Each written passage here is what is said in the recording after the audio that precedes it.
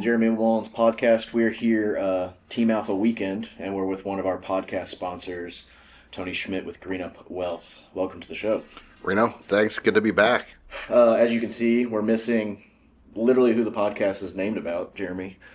He's doing famous people things. He's herding the sheep of Team Alpha. There's about, give or take throughout the day, 70 people on ground here at HQ in St. Louis. But we wanted to podcast as much as possible, and then why not jump on one here with you? And you just got finished talking. Yeah. And I kind of wanted to keep going into everything that you were saying. And I know everyone had the kind of the same flow of topics and stuff like that, seasons of life, when to do things. And I thought yours resonated well, depending on the season of life, on what you need to do. So I kind of wanted you to continue that topic. Yeah, cool. Like I said, I'm glad to be here. It's anytime you're hanging out with Team Alpha, it's always an event, and it can cover the gamut, right? From nutrition, health, but also having a little bit or a lot of bit of fun too. So it's always cool being here with really great people doing great things. So where I want to start off with is I know when people start working with you, you do start using the First Form app with your clients. Yeah. What is kind of your takeaways on what the app does well for clients that are looking to increase their wealth or even just spend their wealth if they're in their retirement ages? What does that app kind of do for them on the fitness side, but also like does it take pressure off of them? Where do you see on your angle? Well, I think anytime you're working towards a goal, there has to be a way to measure and a way to manage. And I think, our clients have access to the First Form app, and that's something that we pay for our clients because we are vested in their success. And so, one, I think it helps them realize that, hey, this is important. My wealth management company cares about my health so much that they're going to pay for me to do this. So there's a little shared accountability that they're going to use it as well. But at the end of the day, when you're chasing a goal, we have to be able to measure, right? We can manage what we can measure. And so I think that's a big, big thing.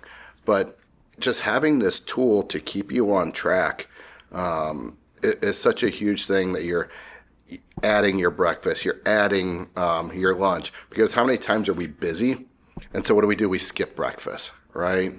And then all of a sudden our work performance drops off during the day because we don't have the nutrition. And so I think it's a tool that keeps us fueled and really keeps us tracking towards all aspects of life, because we don't have the right energy, we don't have the right nutrition, we're not going to be able to succeed in all areas of life, whether that's work, family, workouts, whatever's important to you.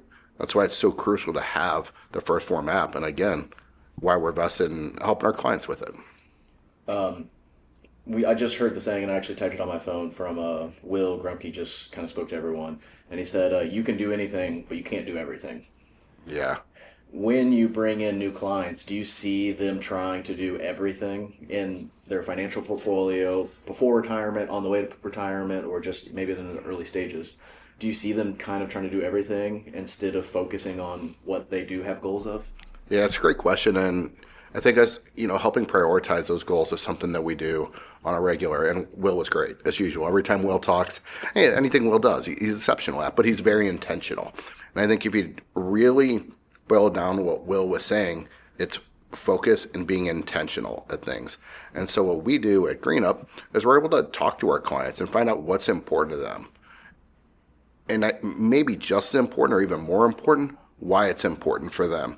And then we're going to look at a prioritization that, some people might be focused on putting all their dollars towards long-term retirement, but they don't have any short-term savings. Well, that's something we need to fix. Or they're putting money towards X, Y, or Z, but we need something intermediate, because if they can't earn a living and they don't have the protection that they need, those other things aren't going to work either. So it's understanding, just like a wellness journey, just like you're training for a marathon, or whatever you might be training for, is that you have to have a plan, and it all starts with the plan. If you're working on your investment management strategy, but you don't have a financial plan, we're doing some things out of order here. And we need to have a strong foundation, because if all of a sudden you've never trained and you go to run 20 miles, well, you're probably going to injure yourself, right? And so it's the same thing. We have to build things in an intentional manner that are built for a path to you just having all-around success. I loved your analogy. You said, if you find yourself in LA and you try to go to New York, and you just start driving northeast, you might get there. A lot of scenic routes and all that stuff. Where do you see people in their planning stages typically when they join you? I mean, at least for me, I have a plan, quote unquote. Obviously, it's more of a destination, kind of like, I'm just going to go to New York. What's the average or typical plan that you see when people come into Reno? Yeah, it's a good question. I can't say that it's one size fits all. There's people that have no plan, but have savings. There's people that are earlier in their journey. Or there's people that had a plan, the plan maybe broke, how do I get back on track? Things of that nature. But most people are saving in company plans, or they're just at that phase where, kind of like squirrels, just going and gathering as many nuts as they can, but not really understanding why they're accumulating them, and are they accumulating them in the right ways. And again, I keep going back to our health and wellness journey. Like, protein is great, right? But if all we're eating is protein, it's going to create some other issues. Well, establishing, buying stocks is great, or buying mutual funds is great, but do we have these other pieces in place? And I think, that's all just part of the planning process. And where people come in at different times, it's just understanding where they are, why they're there, what they're really trying to do, and then reprioritizing the plan, because it is the foundation of everything we do. And the plan ultimately dictates everything. If you look at someone's financial plan, it should ultimately tell someone, how much risk do I need to take? Then we can say, okay, within that spectrum, how much risk do I want to take? And those are just things that, the plan helps you with, and things that we can help folks out with. I like what you said there. So sometimes I don't view my financial plan as like risk mitigation. I kind of think of like, what's my next opportunity? Sure. Can you kind of talk about, I guess, a lot of volatile stuff going on in the market right now. So like, say that. What's something when they come in, like what's a couple things that they could do to mitigate risk, or maybe you guys do as far as someone's financial portfolio? Yeah, again, I think one, if you look at the plan, it's how much risk is needed to be taken. Because if you're someone that maybe started very early, you might not have to take on a lot of risk, okay? Or you've inherited money, or just accumulated a significant amount of wealth, you might not have to take on a lot of risk. However, if you want to maximize what you're passing to the next generation, well, that changes it, because your time horizon is no longer this, your time horizon is that. And that's ultimately the driver of how much risk you need to take is. Then we're going to look at, again, how much you ultimately want to take. And so, there's just a lot of factors within there, I'd say. A little pivot, and I know there's probably a few financial advisors that listens, but we do have a new group on LinkedIn. Yeah. Kind of aimed for those financial executives, financial advisors, just people in the finance world. Yeah. What motivated you to go this direction, to provide free, unlimited value, no sales, no finance stuff? It's just like, let's get these guys healthy.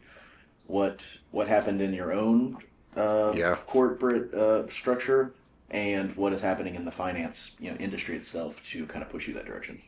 Yeah, it's a great question. And, we in the wealth management space, financial advisors specifically, it's an interesting business. It's a great career. You can have tremendous impact on people's lives. But you have the stress of running your business. You have the stress of helping clients. And as they're feeling fear and panic that the market brings, we don't have to look any further than April, when we had the significant drop. We bottomed out twice, although we recovered in 55 days fully. At the end of the day, like, that stress that we as advisors feel, in addition to having our own lives, and with our families as well. You know, your kids are going to still wreck a car. Someone's going to lose a job. You're going to lose a loved one, things of that nature. But you get close to your clients and they're going to pass, or maybe their family members are. And so you start to feel a lot of these things. In addition, it's a very social job. Like swinging up to Helen Fitzgerald's last night with you guys. That's a regular thing in our space. You're going out to lunches, you're going out to happy hours and things of that nature for your work. Not only the ones for personal, to spend time with your family and friends. And so it's just a journey it's a job that can be difficult to stay on track. And it's pretty sedentary overall as well, especially working remote and things of that nature. You're just not getting out and getting as much movement. And as I went through my personal journey, which, started with Jeremy, I guess 3 years ago or so, initially with Tyler and eventually with Jeremy as I started training for a marathon. But, just having kids, this and that, and I don't know what else to say, I got fat and lazy and relying on too many other crutches. And just to rehash, I was sitting there on New Year's Day, getting over COVID, had poured a glass of wine in the evening. I'm like, I don't want to drink. Why am I drinking? Like, why do I need this crutch? And I was like, you know what? The hell with it. I'm starting 75 hard tomorrow. And I did. But my whole lifestyle had taken me there. And I think that's no different than a lot of financial advisors. And so there's also some strength when we have other people that are living the same battle. The best part of playing slow pitch softball is hanging out with your team afterwards and kind of swapping the stories, goofing on each other. And I thought, well, we're all, no matter what firm we're at, we're all living the same battle. And so if we can all move our community of advisors forward, we're going to provide a better experience to our clients, our families, things of that nature. And if I go back earlier in my career, a firm that's no longer in existence, they were purchased since then, I had a great mentor and manager, Kenny Montgomery. Guy calls himself the Mop Man, so he's just an awesome guy. And Kenny used to put Tony time on my calendar midday. I'd be like, Ken, I don't have time for this. And he meant go to the gym. And I don't have time to train, blah, blah, blah. And he'd be like, no, you need to, because you're kind of an ass to everybody else, like when you're not. And I was like, oh, yeah, it does. Like, it evens me out. And so I think we can all be better at our job. And I know it's a long-winded answer, but it's been built over time on why I thought building this group out and forming this group would be great, because our job is here as financial advisors to help and serve people and make positive impact in their lives. And unless we're in a healthy state of mind and a healthy physical condition, we can only partially do that. So let's do it together. And I mentioned this on our first group call for the Financial Advisor Wellness Network. Is it hard being in such a service-based industry, or I guess hospitality-based industry, even though you are managing people's finances? It's like you said, a lot of hospitality. Yep.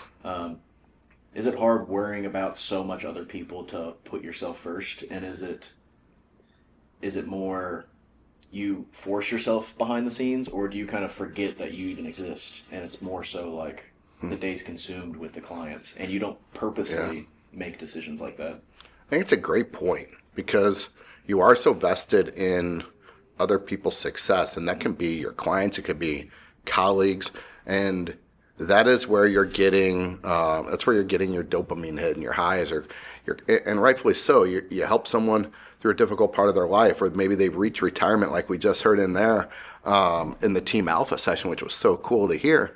But you're getting your dopamine hits there versus like, hey, I went to the gym, hey, I ran X miles, or I did whatever, or I hit all my macros today, or I drank all my water today, I had my 45-minute walk today. You put those aside because you're wired so much to really serve the other side and really feel good about it. And it needs to be an and. It's, the old saying, it's about the brilliance of the and, not the shackles of the or. And it's truly, you have to be really intentional to make it an and. We'll be right back. Struggling with credit card debt? You don't have to go through it alone. I'm attorney Epstathios Georgiou, and this is Clear Your Debt, Claim Your Future podcast. Each week, I cut through the confusion and share real legal strategies to stop collectors, defend your rights, and finally move forward with confidence. Subscribe now to Clear Your Debt, Claim Your Future, because a brighter financial future starts today.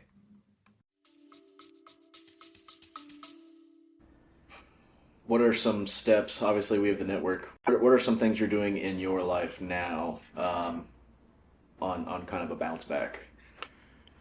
Yeah, and like I talked about in there, I think another parallel with wellness and our financial journey is it's not always a straight line. And Will just mentioned it. It just doesn't go, straight to the northeast.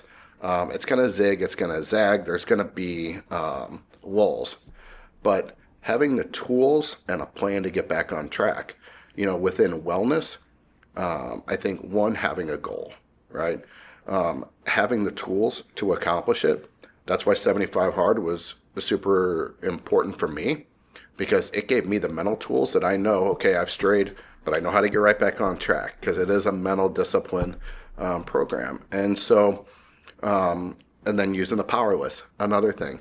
And I think those things, that's where the financial plan, it ultimately acts as. But for me, even listening to Will, I was like, power list tomorrow. So tonight, I'll build out my power list.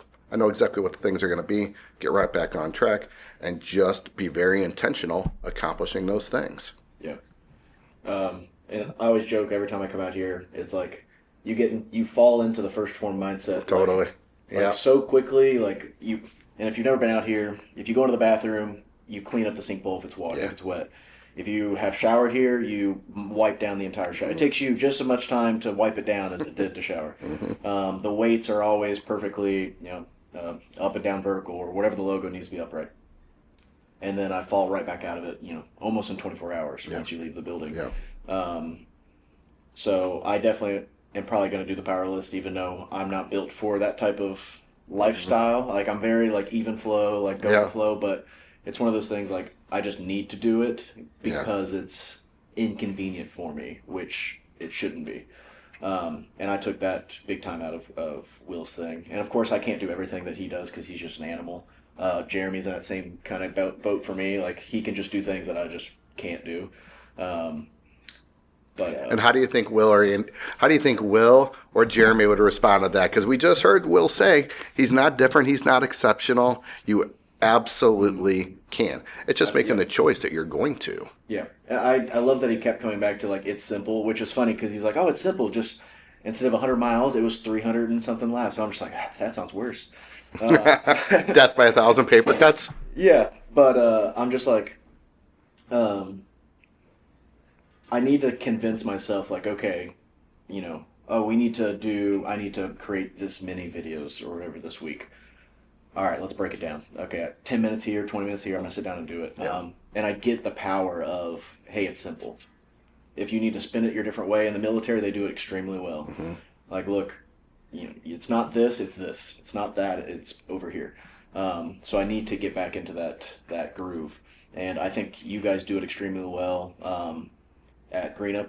As far as bringing in new clients, I saw you talk to 3 or 4, a handful of people coming up to you, and you kind of... I love value first, and you were trying to solve their problems before they even filled out any type of Greenup questionnaire or anything. Yeah, I mean, that's what we do. And, to go back, where you just were, I think that which gets written gets done, right? And so you're doing that and measuring it every single week. We talked to our team at Greenup about, set a few things that you're going to accomplish come hell or high water at the end of the week. And when you start out that, and when you finish, midweek, look, am I on track or not on track, right? Why? Let's pivot to make sure we're accomplishing them. And for some people, it might be make your bed every day, whatever the individual's things are. But there's a couple things that are 100% controllable that I'm going to accomplish every single week. And then when you start to build that habit of success, it just becomes an expectation and it becomes the lifestyle. But, to your latter point, how cool is that, chatting with people right after, a quick speaking engagement, to where they're like, hey, can you help me with this? Do you guys help people with that? And the answer is yes. How we're going to help people is going to be a little bit different each time. But, and each person I was talking to, they're each at a different stage of life, and they each have different goals and objectives that they're wanting to accomplish. And, we want to just always find out first, what's the purpose? What are you looking to accomplish? And second, I want to know why it's important to you. If you want to travel and see the grandkids when you retire, why? Because that's ultimately what matters. There's a need behind the need, and we flush that out, then we can really get to work and, work jointly to help you accomplish your goals. And you actually whispered that to me as you came up, like the why. The why is important. Like, I understand it's important to you. Why is it important? Because I don't do that. I don't think of like, okay, I need to go run 2 miles today. Why do you need to go do it? It's like, well, it's not because I want to, or really need is a strong word, but like, oh, I have a fitness test coming up and it's 2 miles long. So and I want to do well on it. Okay, well, that's your why. Yeah. I think it's a good point. You think about someone in retirement, maybe they want to travel and see their grandkids. Well, it's great to know that. But guess what? There's going to be things that pop up and take you financially off course, and you've written it down. Well, I'll be able to save a different time. But if you've gotten out and you wrote down, I want to travel and see the grandkids because maybe I was too busy and I didn't spend time with my kids enough, so I'm going to make it up through their kids. Or maybe my parents didn't spend the time that I would have loved them to spend with, with my kids, and so I'm going to make it up, in that manner too. And people might not ever even say it or verbalize it, but just having to go through that emotional journey, that emotion that they're releasing is going to get them to take action, and it's going to be important. And dopamine's sustainable, right? It's the chemical the brain's going to release to help keep us on track for our goals. And that's why, whether it's a marathon or whether it's, your financial plan, or whether it's for someone that's in a bad mental state, how getting out of bed might be the first step for people. And, but understanding the why is super important. That's what's going to keep us being able to do it day after day when we don't want to. Yep. Just to kind of wrap up here, what is, a couple things that you recommend to people here at Team Alpha that are listening, or First Form, or whoever's listening to the show? Like, what are a few things that you, Tony, or Green Up recommend to someone for health and wellness? Health and financial wellness. Yeah, I think when we talk about wellness on the whole, and we talked about to start the discussion today, wellness is a very large word, and you think of it like a pie. It's going to be made up of a few different things. You're obviously going to have your physical, but you're going to have your mental, you're going to have your emotional, and you're going to have your financial. And they're all important and they're all related. And I fully believe if you're on track for one and you use those disciplines to the other slice of the pie, that'll carry over. As far as things that you can do at any time, because we're all in different stages of our financial journey here, where some people are earlier, some people are later. Some people started early, some maybe wish they started early. It's never too late. And not to beat yourself up on where you are in your journey. Can't tell you how many times I hear, well, it doesn't matter. Let's look out the windshield versus the rearview mirror. But the earlier you can start, the better. That's always, always important. If you can find a way to, not let the money hit your bank account, and again, we're not trying to steal someone's, bread and milk here. It's that excess. You get a raise. Well, if that can automatically be put systematically into an account, that's going to help. Credit card debt is the killer, right? So either stay away from credit card debt, or if you have it, work on a strategy with a professional to pay it down, because those interest rates are almost make it impossible. And I'd say lastly, make sure you're putting good money after good versus good money after bad.